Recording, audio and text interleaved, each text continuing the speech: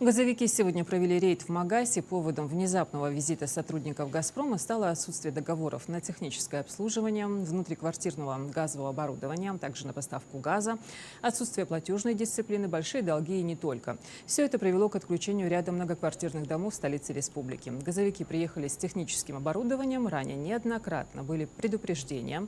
Отключение от сетей – это уже крайняя мера. У жильцов нет договоров с поставщиком голубого топлива. Их и не может быть официально. Отсутствует свидетельство о правах на собственность. Как только все допущенные нарушения подрядчиками будут устранены, а собственники жилья заключат соответствующие договоры на поставку ресурса, голубое топливо вновь поступит в дома. В рамках рейдовых мероприятий сотрудники «Газпрома» посетили 10 многоквартирных домов в Магасе и в Назране.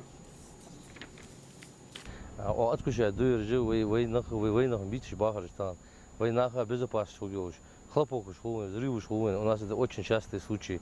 А в республике Мухаммад Шудуаши дома отключить судящие, подрядчики, технические части полностью хамят аляшляха. Так мака подключить дичь удастся. Дома даже сдавать до сдать техническая документация в основном отсутствует. Право собственности у людей, которые проживают в квартирах, тоже отсутствует. Из-за этого мы не можем заключить с ними договор на поставку газа. Приходится отключать.